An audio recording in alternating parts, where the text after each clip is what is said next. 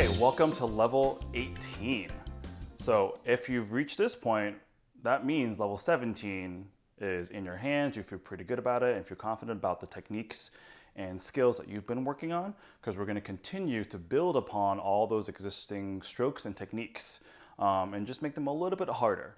In level 18 specifically, we're introducing nothing necessarily new, but just more shifts, definitely, as we move our double vertical strokes, our single independence, and also some of our interval changes as well. Okay, so for line number 1, we're just starting with some double vertical strokes and slowly easing into kind of a double vertical roll situation. So also notice that before you start, that the hands will be moving in opposite directions, right? So they kind of go outwards this way. So as long as you're maintaining your grip pressure, don't squeeze, right? Stay relaxed and just trust that your interval is going to be the same without moving your fingers, of course, right? Then the notes will be fine. Just you're moving along the scale here, keeping a 4th in your left and a 5th in your right, okay? So take a listen to line number 1.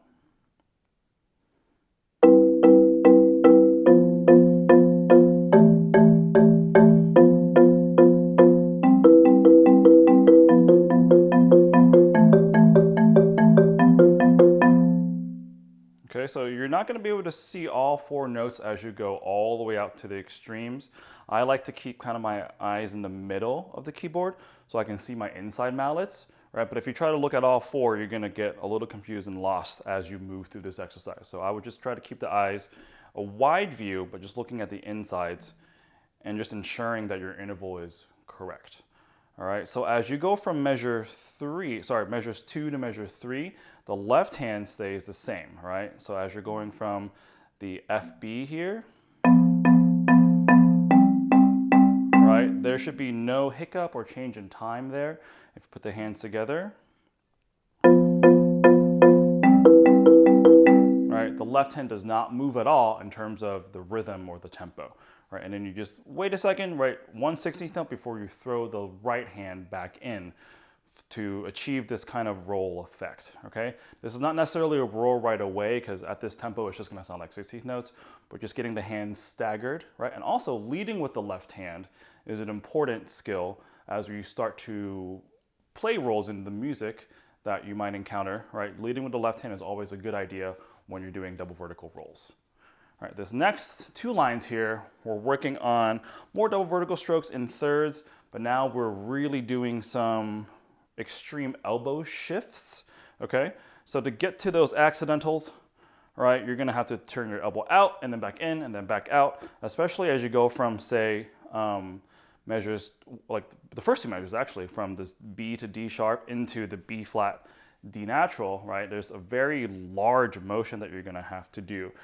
Okay, at this tempo, it's going to be easy to kind of just move your whole body with it, right? So as I play this line here,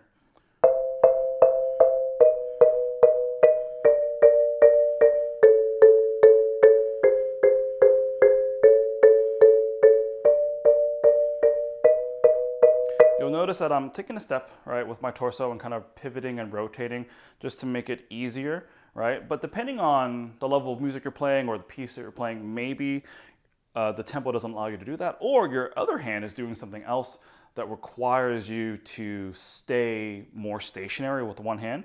So you're not going to be able to move your body as much as you want. So you'll have to kind of get that elbow and wrist to move pretty quickly in between these shifts, right? So say I was stuck here on C and E and I had to play the exact same thing, it will look something like this.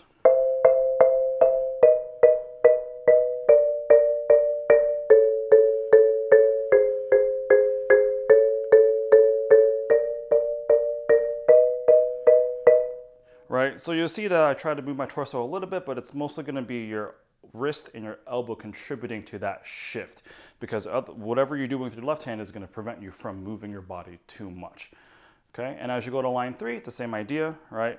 Moving in kind of the opposite direction, but getting your elbows and your wrist to contribute to that shift pretty quickly. I would practice it both ways, right? Feel free to get your lower body involved, take a step, right, and get used to being in those weird positions, because there may also be times where you might be doing the same thing in both hands where you're just kind of angled like this, all right? And you're gonna have to move your body to make those shifts work, okay? In lines 4 and 5, more double vertical strokes, but now we're changing intervals in addition to adding an elbow shift going into the second measure here on the G and B flat. All right, and this is where we need to be really quick, like we have been talking about, when we're changing intervals on the rebound and on the upstroke of the previous note, right? Because especially as we're doing this shift and an interval change, if you're not fast with the interval change, we're gonna miss the note or get into a bad position for our double vertical stroke, right? So take a look at this line 1 here.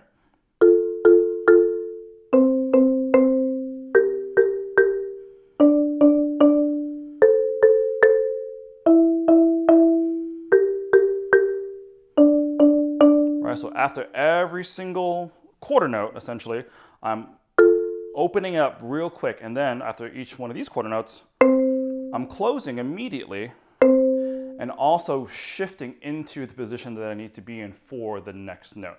If you take too much time, you'll either be late or you'll miss it, or there'll just be a bunch of things that could go wrong if you don't shift quickly with your intervals and moving your wrist and elbow into correct position. Something that would help with this, play it all in quarter notes first, right? So kind of take away the eighth notes and just think, really slowing it down to really think about fast shifts and fast interval closing and opening to get into the correct positions. And then you can just add in the correct rhythms again.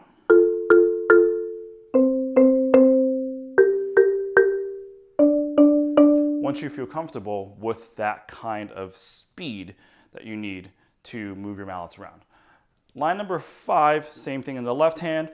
It is asking us to play in the lower octave, and at this point we should be getting used to the intervals required with the left hand for some of these notes down here. You can start with an octave higher just to get a feel for it, but we shouldn't be shying away from playing on the lower part of the marimba because eventually we will use this octave a lot. And if you have access to a 5-octave instrument, you're going to need even larger intervals down here. So getting used to these slightly larger intervals will just serve you better in the future as you approach more challenging literature that has a bunch of intervals down here.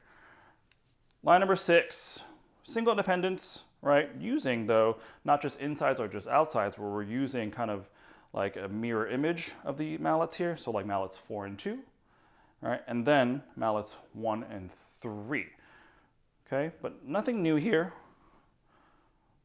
Besides the shift to the B flat, right? So as we move from the first 2 measures into the B flat, think about how you're gonna step forward, right? And aim for the center of the bar.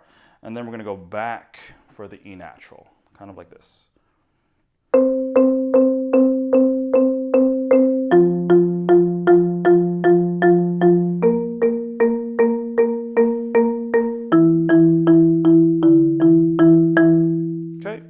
So as you saw, once I finished the F here, I was preparing my right foot to take a step forward, right? So I can strike the B flat and then shifting back for the E natural.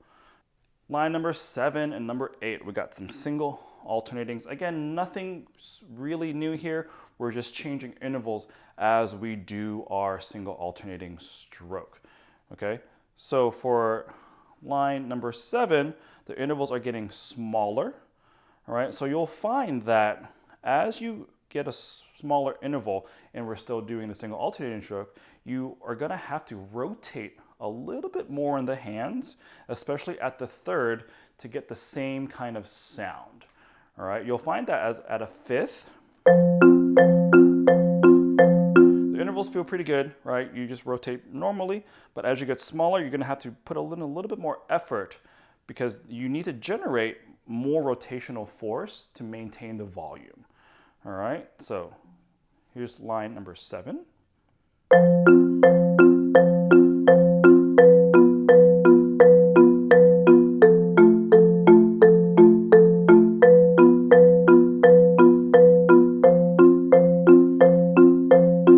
Right, line number 8, same idea, but now we're getting larger with our intervals. Okay, similar with our exercise earlier where we were moving our hands away. Now our outer mallets are traveling away from each other. So we're gonna have a pretty large interval in both hands at the peak of this exercise, right? Cool, so you can, because the middle mallets are center, you don't have to stare at those too much. I would just pick a hand that you know that you're prone to miss notes in and just look at that one, all right? But feel free to bounce back and forth for sure because there's only 2 mallets moving at once, right? So take a look at, or take a listen to line number 8.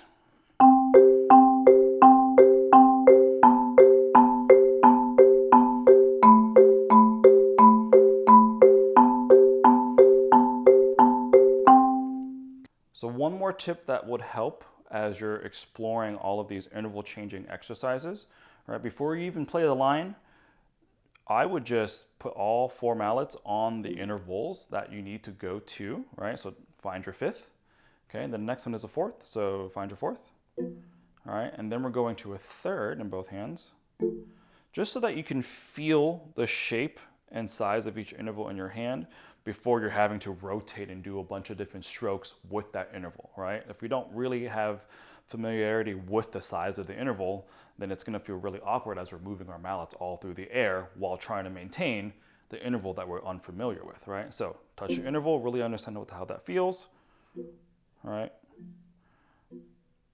Okay, and something else I would also do is you can also just turn it into a quad step exercise nice and slow so that you're continuing to feel that interval change, and then we can add our rotations to that exercise, right? And then same thing applies for the larger intervals, and these are usually more challenging for beginning for mallet players than smaller intervals, right? Because we just sometimes don't want to stretch our hands and our fingers all that much, right? So find your 5th, find your 6th, and then you will find your 7th. All right, we're almost at the octave, and then go back down. And same thing here, like get really comfortable holding those intervals, maybe play some quad stops on those same intervals before we rotate, and that will help us control our single alternating strokes while changing intervals. And then lines number 9 and 10, we're continuing to build our double lateral vocabulary here. All right, so number 9 doesn't have a check pattern like we did in level 17, where it goes right into these laterals. But then we also have a shift where both mallets have to be on E and B flat, all right? So I like to take a tiny step, rotate my torso facing this way, okay, so that I can get to the edge beating spot here, and then still the center of the E, all right? And then we're playing the same lateral motion as we did earlier. Okay, so the next measure does switch laterals, of course. We're still working on our out-in laterals, so 4-3 and also 1-2. All right, I would recommend, as you learn this exercise, number 9, to add in a check if you need it, right? So don't start right away with just the laterals. Right, start with a measure of 8th note check. If you need to just think about what's happening to establish your double vertical stroke first before you add in your lateral motions, right? So something like this.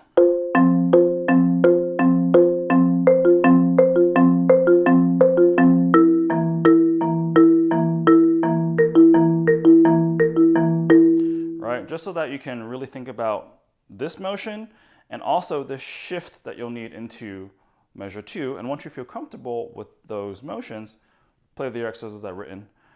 Play the exercise as written.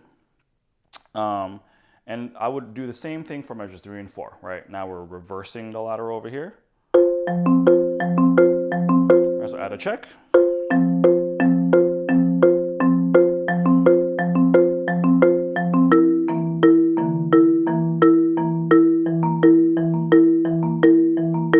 Okay. Line 10 is when we introduce our in-out lateral. So now we have 3-4 and 2-1, and this one does already have a check built in.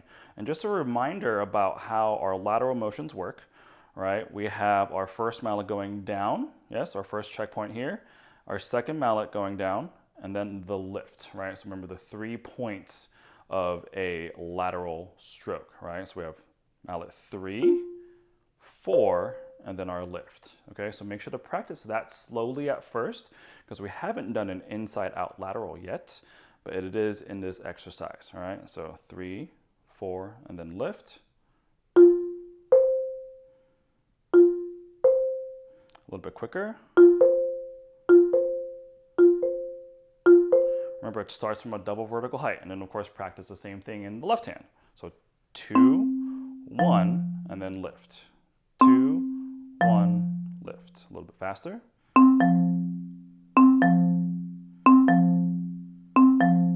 Okay, so line 10, inside out laterals.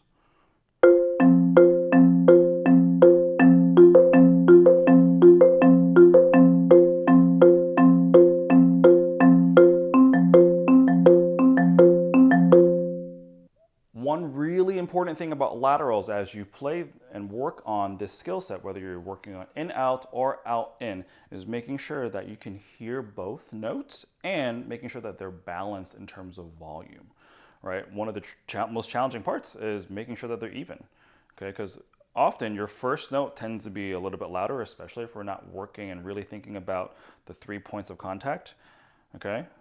We get something like this.